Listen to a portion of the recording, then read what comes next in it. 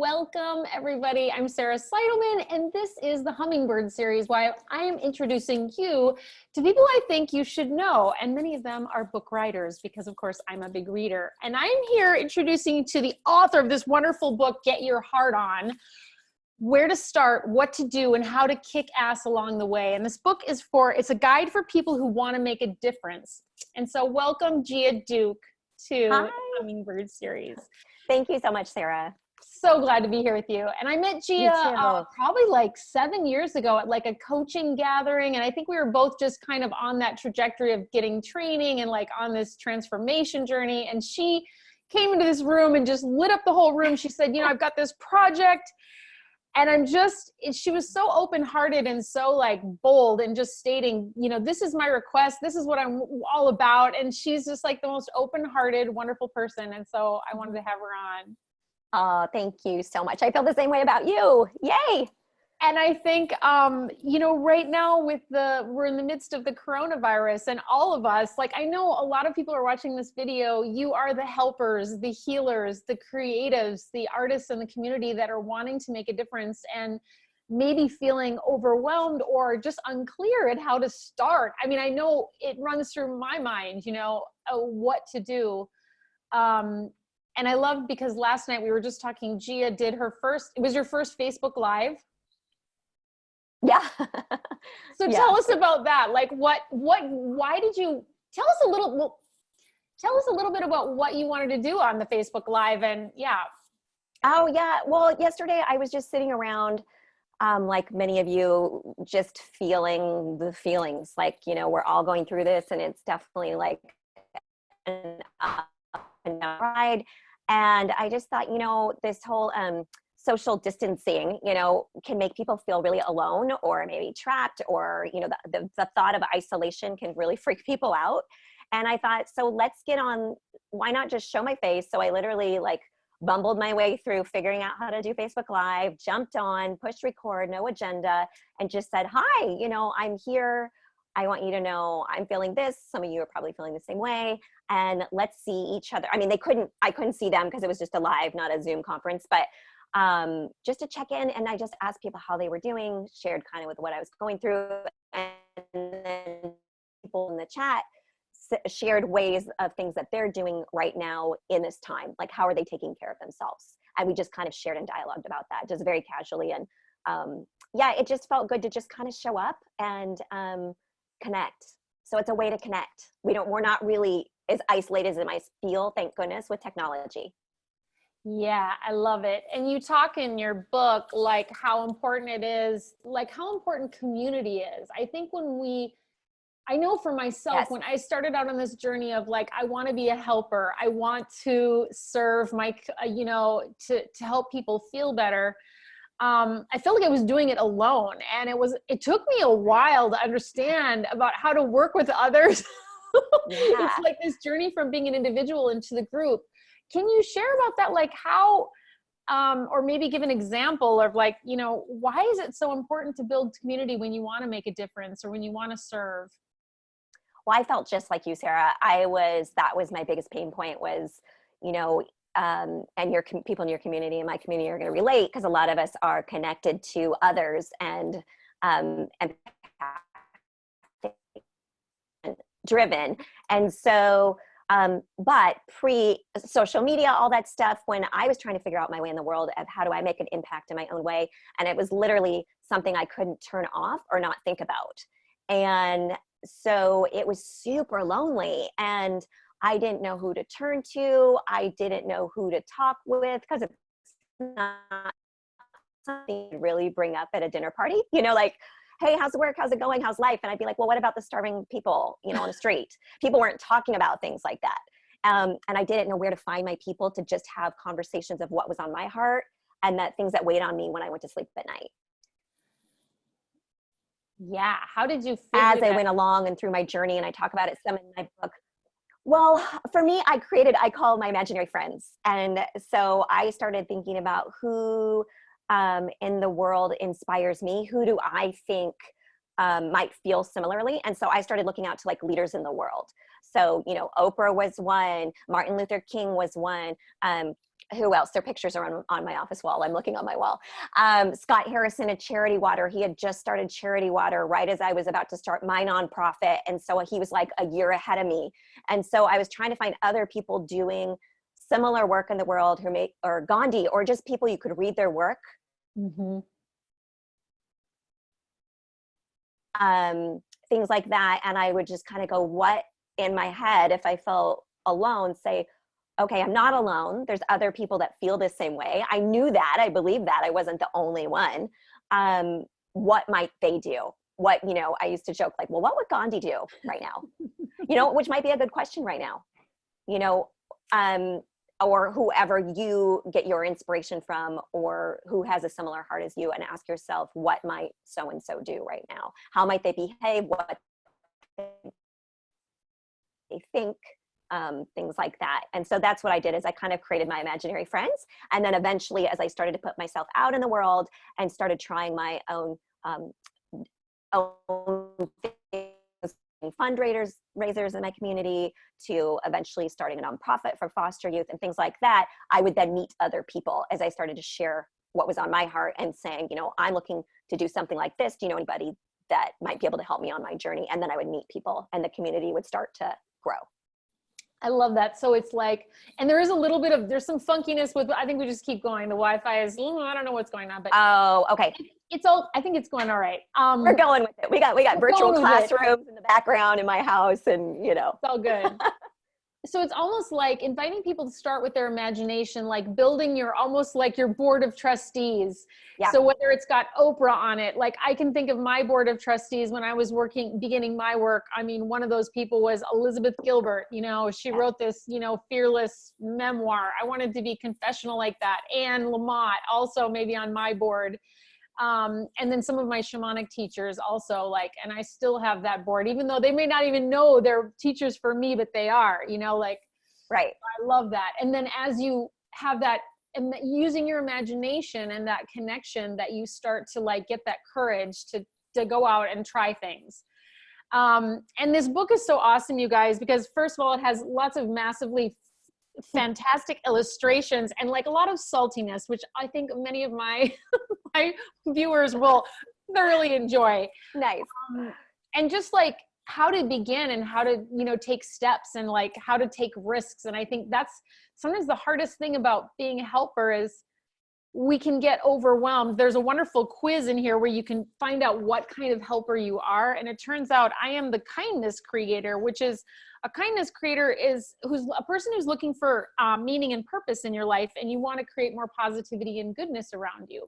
And one of our issues, if you're in the kindness creator group, is that we get overwhelmed with all of our ideas. I mean, my brain will spin in the morning, I could be making food for, people who need it. I could post on Facebook and offer this. I could, but the fact is I also have kids to take care of and work, and, how do I fit that in? When people feel overwhelmed, is there a process that you would take them through, or something that you would suggest for them if they've got lots of ideas, but they're also wow, I also have work and, dogs to walk, or, all these things. Sure.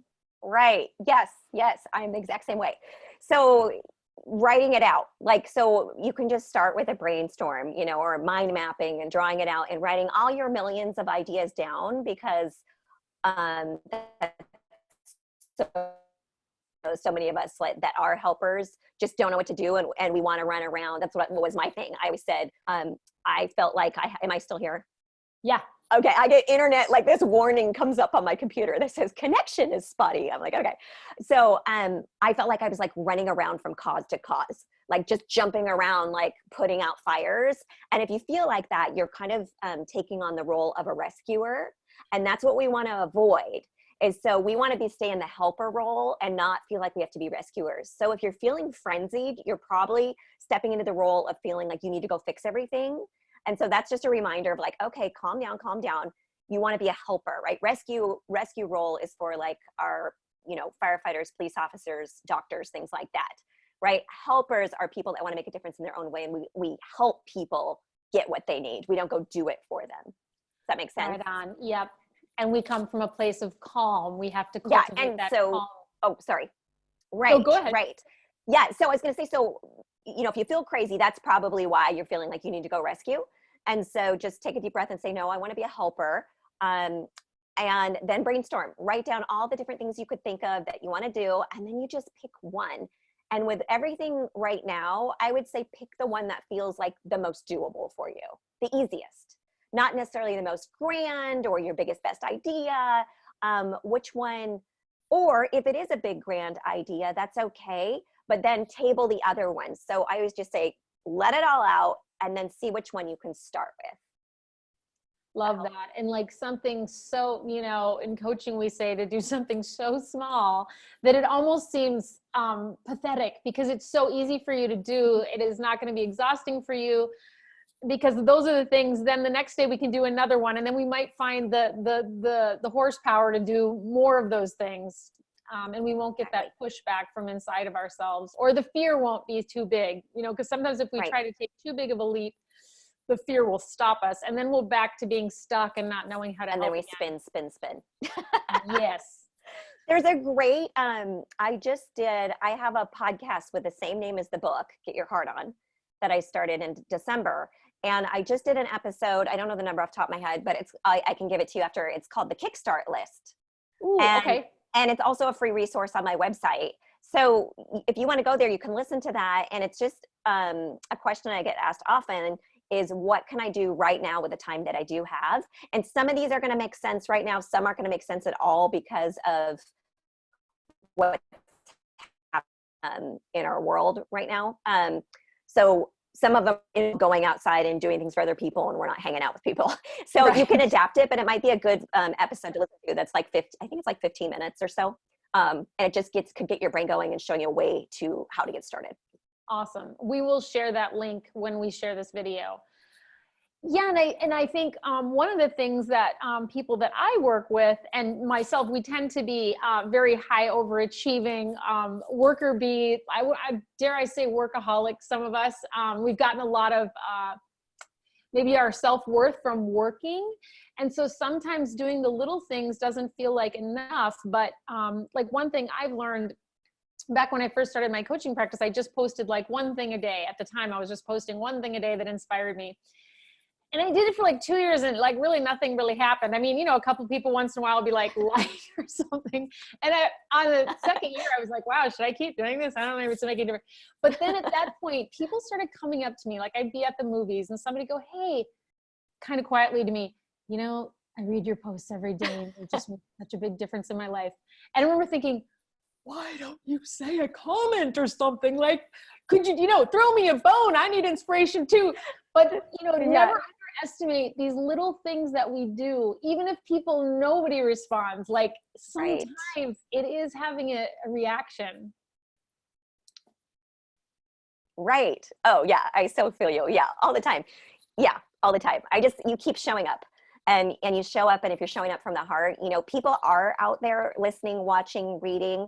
Most people, I would say, don't engage back and comment and like and all that. It has nothing to do with your worth or if what you're posting or sharing is of quality.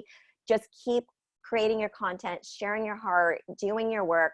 People are watching, and if nothing else, it's helping you as well. And you're putting that love and energy and compassion out into the world, which is so needed.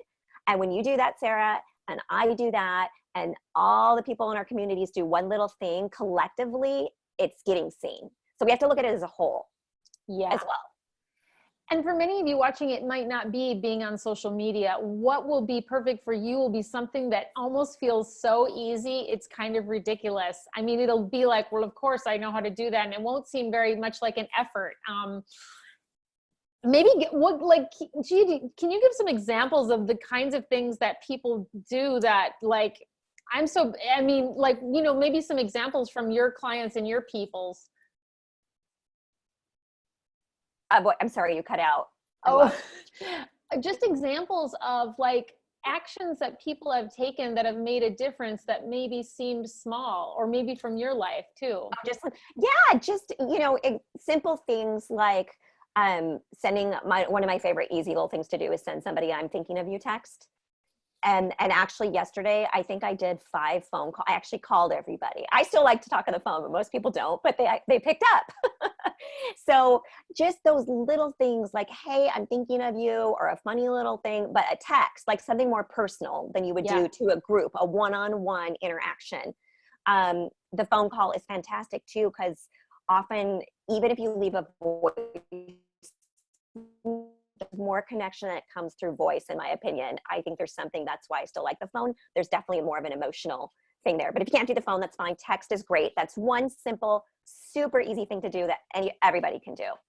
I love that. I'm trying to think of what Call else. or text 5 people or 3 people. Yeah. Right. Or one person.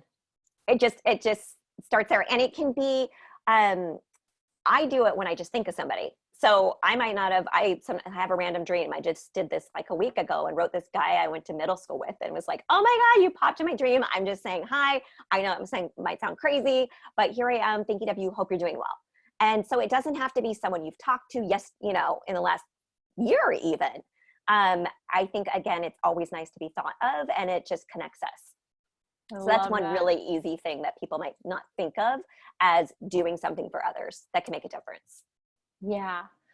And that makes me think of, like, when you said, when the person pops into your mind, like when you start this process of trying to figure out how you want to be a helper and what that helping is going to look like, one thing that's really powerful is just to follow your intuition. So if you get that little hit that's just like, call this person, maybe that person is going to somehow connect you. Maybe you want to do, like Gia does a lot of work with animals and protecting animals. And maybe you can tell us about that. But like, maybe that person is going to have a resource for you or something. It's like our intuition is so interconnected with the cosmos and the universe. And I feel like that's one of the things that helped me the most as I was starting on my path. Right. Oh, listening to your gut. Yeah. That's I have an 80-20 rule in my book, and it's 80% heart, 20% gut. And the gut is listening to yourself. We're talking, and if you saw me reach up here, as you were talking about my work with animals, my new rescue puppy just went behind my computer and had the cord wrapped around her leg and almost ripped it off the stand. Oh man. She's like, oh, hey, I want to be on video. So she knew we were talking about her. I caught it. Yeah. So sorry. Yeah, that distracted me. Go ahead. What were you, did you have me a specific question? No, I think just following our gut, our gut. Yes. And what does that look like for you? Like, how did you learn to do that? I mean, it sounds easy, follow your gut, but how? I know. And let's see. This one is, it's just something I do naturally. I think it's that little feeling. If you try to make a decision and you knew nobody else was going to be affected by it, right? And you close your eyes and you sit there and you think, okay, I've got 2 decisions to make. Do I want to do this, or do I not want to do that? Or do I want to do this, right? You could have 2 things you're weighing, and close your eyes and think about, okay, if nobody else had to know my response, or nobody else was affected by this, it was just me, which one would I pick? And often you know right away exactly what you would do or which choice you would make. Because that's one of the things that I do, because it's sometimes when it's something you naturally do, like for me, I've always been a gut person. So I'm just one of those that listens like extra closely. And I've learned enough over time that when I don't listen, I always go back and go, man, I knew, right? We all do it. We're like, oh, I knew I should have done this thing, but I didn't listen to myself. Yeah. How about you? Do you have a way you help people listen to their gut? Are you like that? Well, I like what you said about, like, if only the decision, it only impacts me, because what I find is a lot of myself and others included, like empathic people, often we're so like open. And so we're considering everybody when we make decisions. We're considering how would our kids think about it, how would my mother think about it? All these things, when really we got to kind of tune all that out to be able to hear that essential, the voice of our soul saying, go for it. Because I know as a mom, like there's been times when I thought, oh my gosh, like I got a strong impulse, like go to India for 21 days on this pilgrimage. And that was as clear as day. I mean, the signs, the dreams, the coincidence. I mean, it was just crazy. It was like, of course I have to go. But then there was this part of me that was like, well, what good mother in the state of Minnesota leaves her children for 21 days with a poor husband who would, is working full time, all these voices that, this wouldn't be a good thing to do. So I think, and often when we're pioneers or we're looking to transform or transmute pain in our communities, we're going to maybe have to do some things that are uncomfortable, or challenge the status quo, or do something rad that nobody else is doing, that people are like, hey, what you doing? That doesn't seem right. I mean, there are all these things, and that's part of our growth as we transform. And I think the beauty of like what, getting your heart on and discovering, being curious about what is my work in my community and how can I be a helper, is that you will, by being the giver, the helper, you will get like the biggest gift of all, which will be just the pure joy. And maybe you can talk about like, how has that been true for you as you started your nonprofit, and maybe tell us a little bit about your nonprofit. Yeah, it's not running anymore. It was short-lived, but yeah, and ditto to everything you said. I so related, before I go into that, to your, who do you think you are, like going on this pilgrimage, especially as I'm a mom as well. And, when you have your kids and some of the things might not sound reasonable, or if you start asking other people about it, have you found this? Like if you tell people about like what you're thinking of, a lot of people go, what? Are you crazy? Yeah. And then you get all these other people's opinions and ideas, and it can really mess with your head. And that's when you go back to grounding, go by yourself. If this doesn't impact anybody else, what would I do in this scenario? Whether it makes sense logically or not, whether you know how to do it or not. That's big. Most of my work, I have no idea how I'm going to do it or pull it off. Pretty much almost everything I do. With all my, I'm starting to rethink about my work. Actually, it's really weird. I haven't talked to anyone about this, Sarah, but I don't think of my work as work. It's pretty much just what I'm doing with my life. And so I think that's messed me up as far as becoming a coach and an author and now a podcaster. I try to say the word work, and I don't fit in any boxes because I don't think of it as my work. It's just something who I am, and I feel like this is what I'm here to do. And so then it really doesn't make sense if I get in any sort of entrepreneurial thing, because that's all about how do you make money and what's your success based on how much money you make. And I don't base my success on how much money I make. It's like, how do I feel? And my time is my value worth for me. Yeah. So it's really interesting. I went sidetracked, but I think a lot of people might relate in your audience of listening to your gut, doing your thing. Yeah. I can totally relate. Like when people ask me, what do I do? And I'm like, well, let's see, I paint, I work with animal spirits, I coach, I like sometimes throw dinner parties for people that involve transformation. It's just like, right. A lot of us helpers have so many beautiful and different diverse ways we want to help, and we just have to follow all those threads. And right. And for some of us, that means it's very important to, earn a living doing it. For some of us, there's other things happening in our life where it may not be we're not the main breadwinner. None of it really matters other than you follow that inner guidance for what you need to do. And and you address some of that stuff in here about money and like, where do you get funds and like all that. And I think so this book, you guys, is so awesome. It's just like a great, like, it's a shot in the arm. So if you're wanting to make a difference in the world, get it, because it just goes step by step through everything and what to do once you get out there and you're doing things. And then it gets hard, because inevitably there will be days, there will be months, there might be something that happens where you just think, no, why is this so hard? Or, or you meet with the naysayers who are like, oh, you shouldn't do that. I don't know. That's a bad idea. All that stuff's going to happen to you. Story of my life. Yeah. Story of my life. Yeah. The naysayers. They're like, you can't do that. You can't. Nobody did. I heard it for my whole life. And you have to that's part of it, going with like, no, this is what I'm going to do. Regroup. Maybe it didn't work for them. Even some big people, like you were asking about my nonprofit. So I started a nonprofit for foster kids in a mountain town where I used to live in Truckee, California. And are we still connected? Yep, we're good. I'm getting flashing warnings again. Yeah.